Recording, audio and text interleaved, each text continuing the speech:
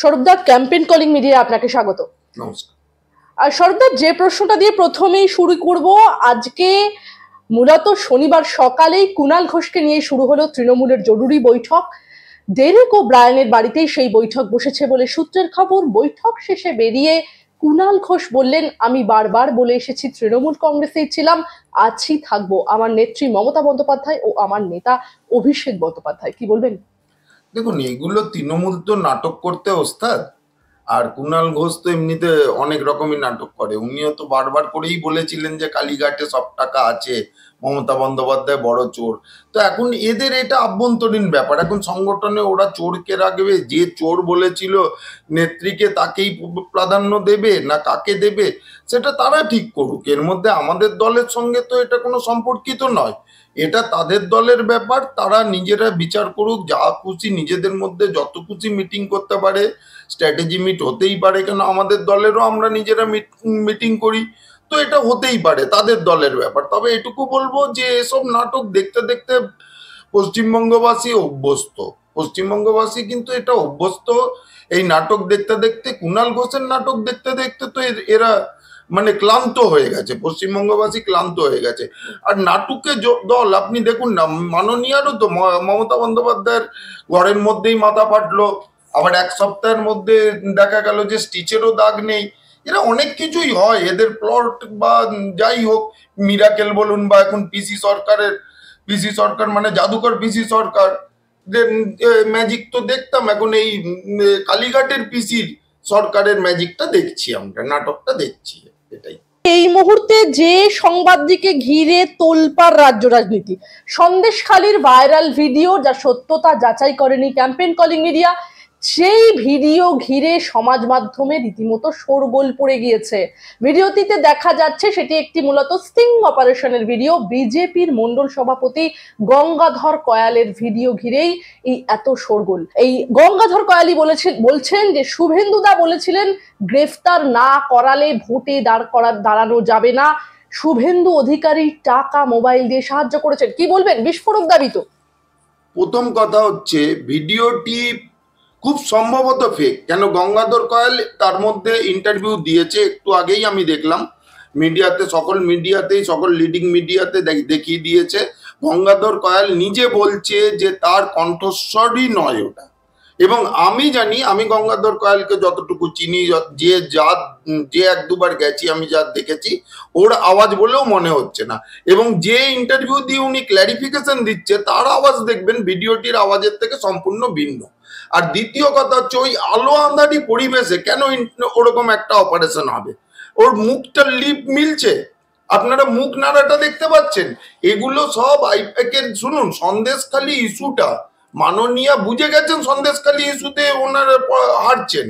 Sandeshkhali issue তো শুধু নয়, চারিদিকে যা ওরা কেলেঙ্কারি করেছে, যা চুরি চামারি করেছে, আর এই যে পিঠে বানানো, আপনি কি বলছেন? এরকম একটা স্টিং অপারেশনে ভিডিওকে আমরা মানবো, আর একটা নাটুকে মুখ্যমন্ত্রীর কথাকে মানবো, তার একজন বাতেলাবাজ ভাইপোর কথাকে মানবো, আর যেসব নির্যাতিতারা জবানবন্দি দিচ্ছেন তাদের কথা মানবো না? গোপন জবানবন্দি দিচ্ছেন, একজন অলরেডি দিয়েছেন, একজন আজকে দিতে গেছেন বারাসত আদালতে ম্যাজিস্ট্রেটের সামনে। এই তাহলে যারা নির্যাতিতা, আপনি বলুন তো কত বড় খেলা খেলছে, কত নোংরা তৃণমূল দলটা, কত নোংরা হতে পারে, এটাতেই বোঝা যাচ্ছে যে মহিলাদের সম্মান এদের কাছে কিচ্ছু নয়, এদের কাছে মহিলাদের সম্মানটা কিচ্ছু নয়। আপনি দেখেছেন যে পার্ক স্ট্রিট থেকে শুরু, তখন বলেছিল যে দরাদরি চলছে, তারপর বললো কোনো একটা জায়গায় ছোট্ট ঘটনা কামদুনিতে, তারপরে বললো যে মেয়েটার হাসকালিতে কিছু অ্যাফেয়ার ছিল, প্রেগনেন্ট ছিল। এই রকম যার মন্তব্য যার হতে পারে, যে মহিলা মুখ্যমন্ত্রী এত নীচ মন্তব্য করতে পারেন, আমি স্পষ্ট বলছি এই যে নিম্ন রুচির এটা পরিচয়। এবং তারাই বলতে পারে যে ধর্ষণের ঘটনাটাও ফেক। ধর্ষণ যে দিনের পর দিন হয়েছে, দিনের পর দিন এই মহিলাগুলোকে আটকে রাখা হয়েছে, তারা জবানবন্দি দিচ্ছে, ক্যামেরার সামনে বলছে, তারা গোপন ম্যাজিস্ট্রেটের সামনে দিচ্ছে, আর তৃণমূল এসব নাটক করছে। এই নাটকের পর্দা ফাঁস হবে, সিবিআই তদন্ত করছে, সিবিআই নিশ্চয়ই এই ইস্যুটাকেও তদন্ত করবে। সুপ্রিম কোর্ট অব্দি এরা পরাস্ত হয়েছে, আর যদি এরকমই ঘটনা ঘটে তাহলে এতদিন ধরে হাইকোর্ট সুপ্রিম কোর্টে শুনানি চললো, ওদের লক্ষ কোটি টাকার জনগণের ট্যাক্সের টাকা খরচা করেছে রেপিস্টদের বাঁচানোর জন্য, তখন কেন তারা বলেনি? এই কথাটা? এই সব সাজানো ঘটনা দিয়ে বিজেপিকে কিচ্ছু করা যাবে না। এসব সাজানো চক্রান্তে বিজেপির কোনো ক্ষতি করতে পারবে না। বাংলার মানুষ এর জবাব দেবে। বাংলার মানুষ তৃণমূলকে চিনে গেছে। এরা কত নাটকের দল, এরা নাটক করতে পারে এবং নাটকের জন্য মানে এরা ভোটের জন্য, জেতার জন্য, ক্ষমতা ধরে রাখার জন্য যা খুশি করতে পারে। যে কারুর নামে, মাননীয় রাজ্যপালের নামেও এরা একটা দুর্নাম রটানোর চেষ্টা করছে। এরা যা খুশি তাই করতে পারে, এরা যা খুশি তাই করে দিতে পারে। তাহলে বলছেন ঘোলা জলে একরকম মাছ ধরতে চাইছে তৃণমূল, কি বলবেন? হ্যাঁ, জনগণকে কনফিউজ করে দিতে চাইছে। ওরা নিজেরাও জানে যে এটা টিকবে না, ওরা নিজেরাও জানে যে এটা ফেক, আইপ্যাকের চক্রান্ত। এবং এই চক্রান্তটা হয়তো সম্ভবত কুণাল ঘোষ জানতেন, সেই জন্য ওর সমঝোতা করতে বাধ্য হয়েছে ওরা। আবার কুণাল ঘোষ একবার বিগড়ে যে আবার করে ব্যাপারটাকে মিলিয়ে নিচ্ছে। তো সুতরাং এসব ওদের ব্যাপার, ওসব ছাড়ুন, নোংরামি এরা করতে পারে, ওসব প্লট, নাটকবাজ, ওদের নাট্যকার, তারপরে চলচ্চিত্রের প্রযোজক, পরিচালক অনেকেই তো ওদের দলে আছে। তো তারা মিলে সব নাটক বানাচ্ছে, আর কিছুই না। সব নাটকের প্রভাব জনগণ নেবে না, এটা নাটকের এইটা খাবে না জনগণ। বাংলার মেয়েরা যেটা বলছে, সবাই এত হাজারে হাজারে বেরিয়ে এসে যেটা বলছে, সেইটাকে মানবে না এই একটা ফেক ভিডিওকে মানবে? আর যদি এটা হয় যে এটা পুরোটাই চক্রান্ত, তাহলে রাজ্য সরকার জমি ফেরত দিল কেন? রাজ্য সরকার শেখ শাহজাহানকে গ্রেপ্তার করলো কেন? আপনি দেখুন না, এটা তো পুরো ব্যাপারটাই তো বেরিয়ে আসবে। এখন সিবিআই তদন্ত করছে, সিবিআই কে করতে দিন। বিদেশি অস্ত্রও পাওয়া গেছে। আসলে বিরাট তৃণমূল যে আন্তর্জাতিক একটা ষড়যন্ত্রের সঙ্গে যুক্ত, সেটা ফাঁস হয়ে যাচ্ছে সন্দেশখালীতে। সেই জন্যই এই নাটক, আর কিচ্ছু না। অভিষেক বন্দ্যোপাধ্যায় একটি পোস্টে বলছেন যে গোপন ক্যামেরায় তোলা সন্দেশখালীর ভিডিও দেখে আমি স্তম্ভিত। বাংলার প্রতিটি মানুষের দেখা উচিত এই বাংলা বিরোধী বিজেপি কিভাবে তাদের রাজনৈতিক ফয়দা তোলার জন্যই বাংলাকে অসম্মানিত করছে। একেই বলে ক্ষমতার অপব্যবহার, লজ্জা। কি বলবেন? আমি তো আগেই বললাম যে পুরো একটি ফেক ভিডিও আইপ্যাকের চক্রান্তে তৈরি হয়েছে। হয়তো ক্লাস 8 পাস ভাইপোর চক্রান্তে বা ক্লাস 8-এর নবনানন্দ থেকে বের করে দেওয়া ভাইপোর চক্রান্তে হতে পারে। আর যিনি বলেছিলেন 10 পয়সার চুরি করে থাকলে হাসতে হাসতে ফাঁসির মঞ্চে চলে যাব, আর যখন ইডি এত টাকার সম্পত্তি ওনার কোম্পানি 150 কোটি টাকা বাজেয়াপ্ত করে নিল, তখন উনি ফাঁসির মঞ্চের টেন্ডারটা ডাকছেন না।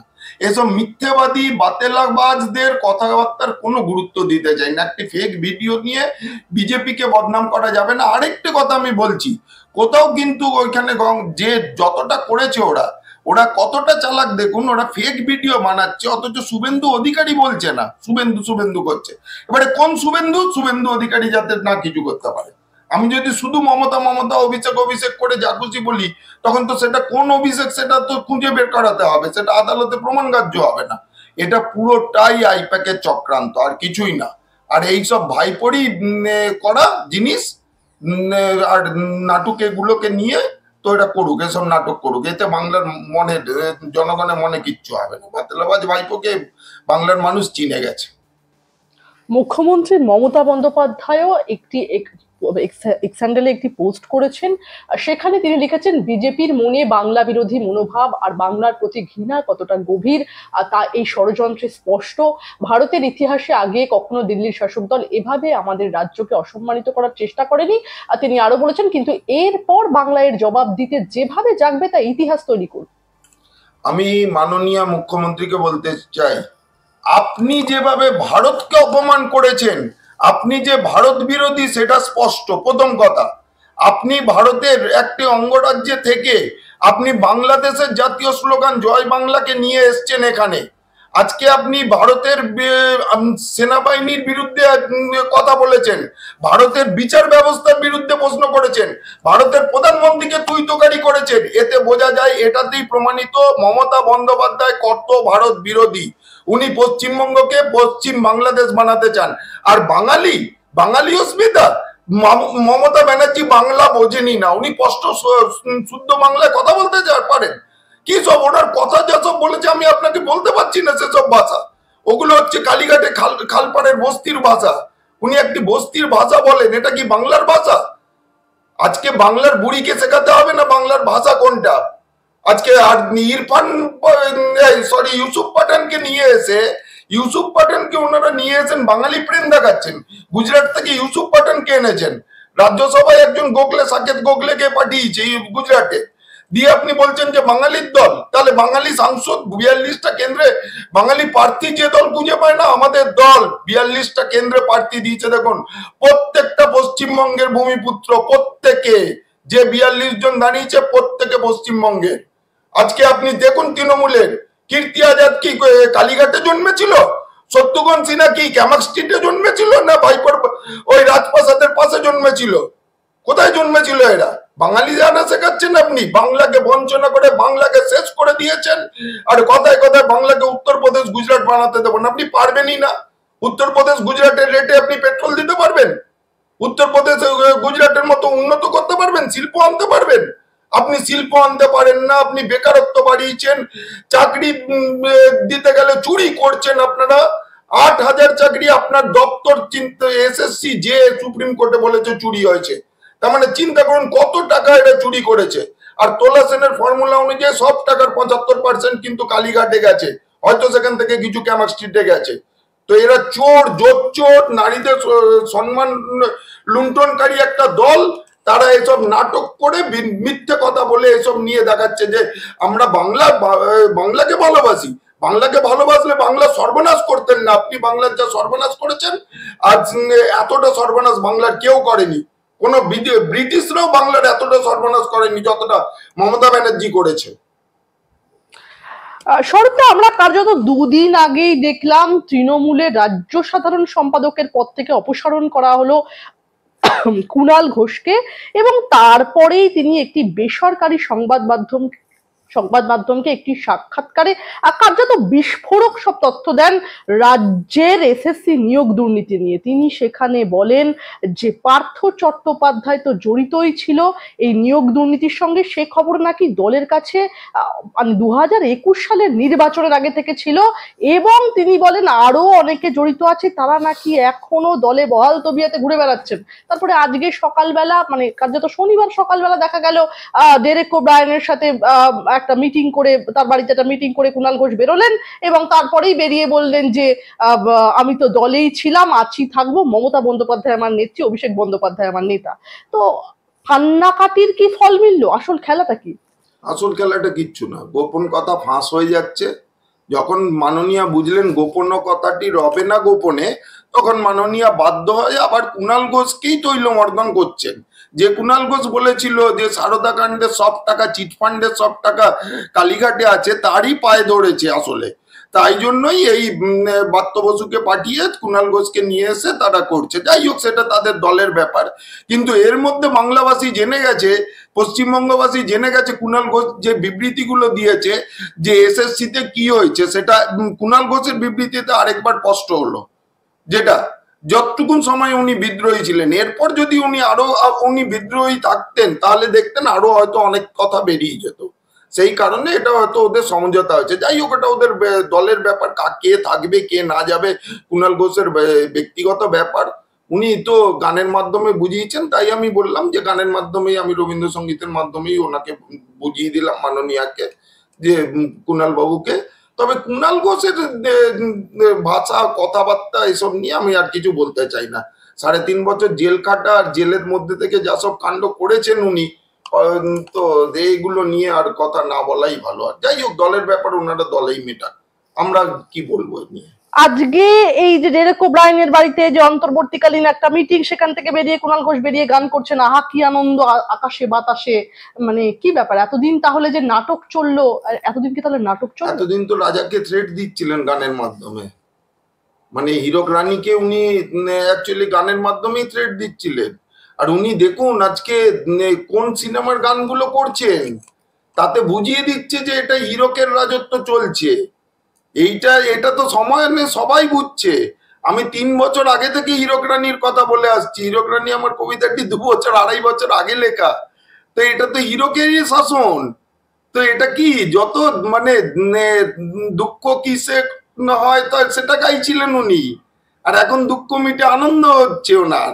তার মানে সোনা দানা হিরে জহরত পেয়েছেন, হীরকের ধন পেয়েছেন উনি, হীরকের ধন পেয়ে আনন্দ হচ্ছে। সমস্ত কিছু টাকার খেলা।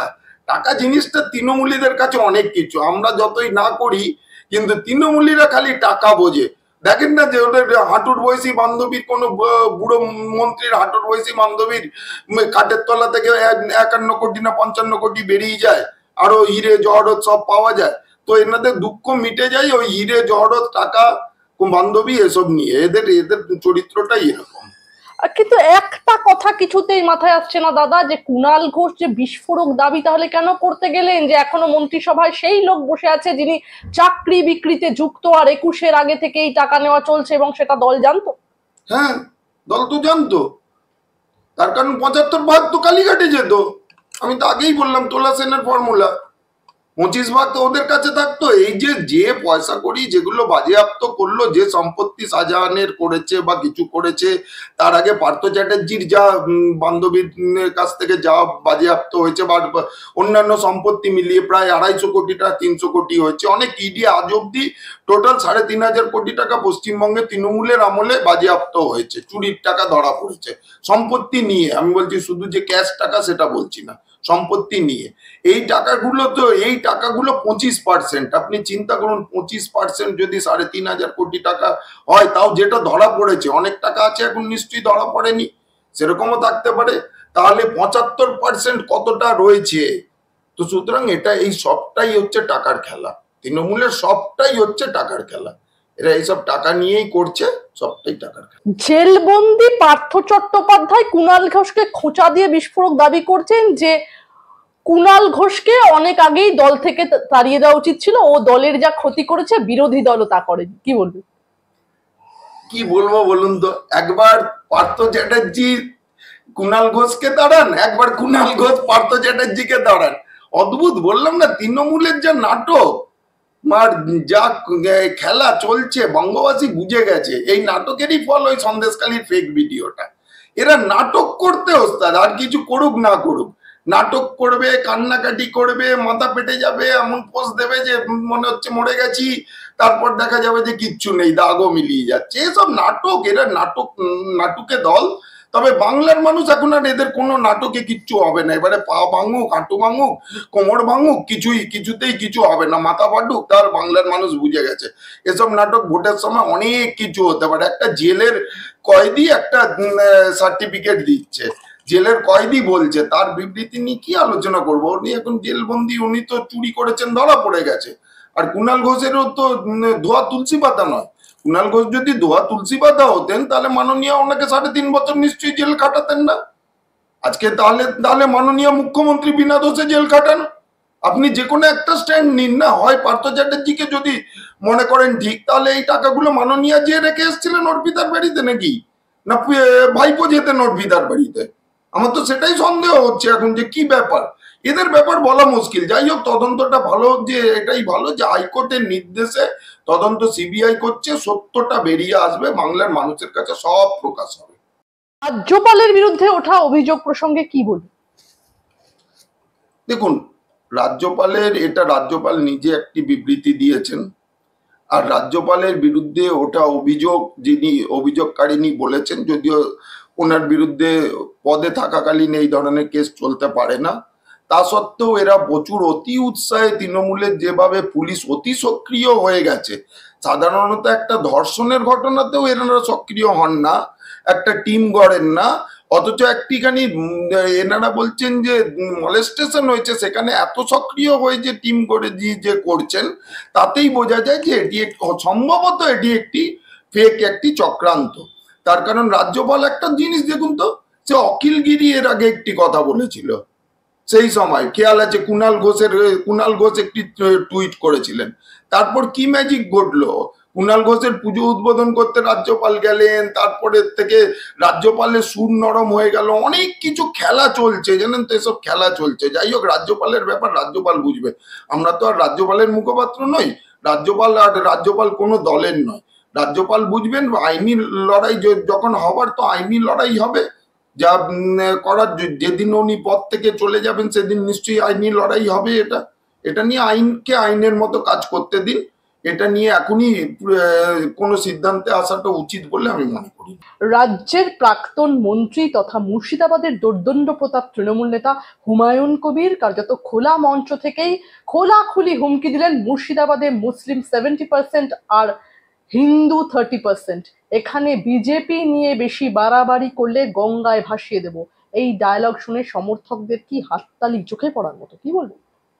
এটা তৃণমূলের আসল চরিত্রটা আজকে প্রকাশ পেল। আমি বহু বছর ধরে সব মিডিয়াতে বলছি, আপনাদেরও সাক্ষাৎকারে বলেছিলাম এর আগে প্রথম সাক্ষাৎকারটাতে, যে সবচেয়ে বড় বেশি সাম্প্রদায়িক দল হচ্ছে তৃণমূল। আজকে সেটা আবার প্রমাণিত হলো। আপনি চিন্তা করুন কত বড় সাম্প্রদায়িক দল এরা হতে পারে। এরা বলে ভারতীয় জনতা পার্টি সাম্প্রদায়িক, না, ভারতীয় জনতা পার্টি সাম্প্রদায়িক নয়। ভারতীয় জনতা পার্টি বলে সবকা সাথ, সবকা বিকাশ, সবকা বিশ্বাস। আর তৃণমূল কংগ্রেস বলে ওরা আমার দুধেল গাই।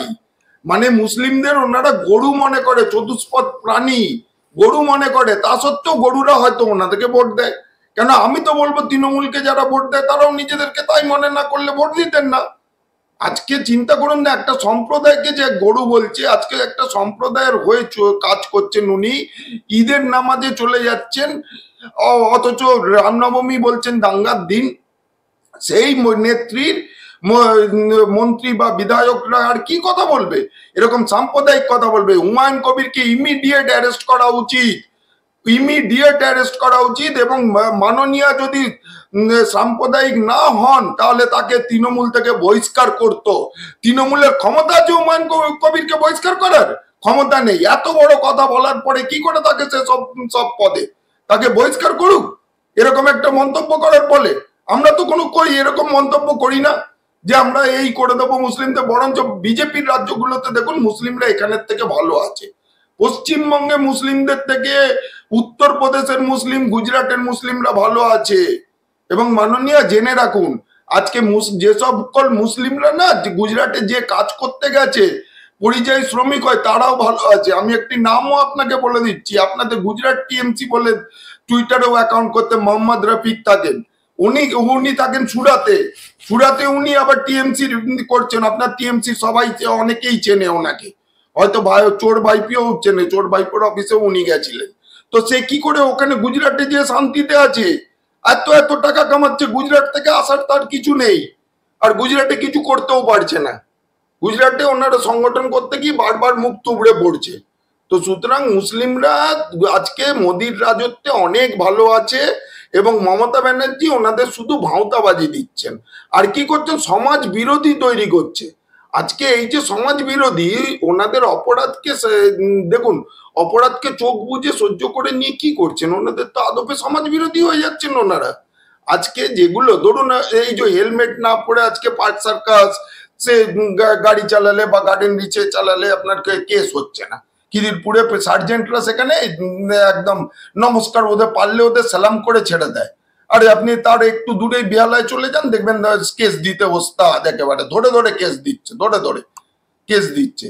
তো সুতরাং করে দিয়ে ওদের কি হচ্ছে? আজকে অ্যাক্সিডেন্ট হচ্ছে যখন তারাই মরছে, হেলমেট না পরে তারাই মরছে।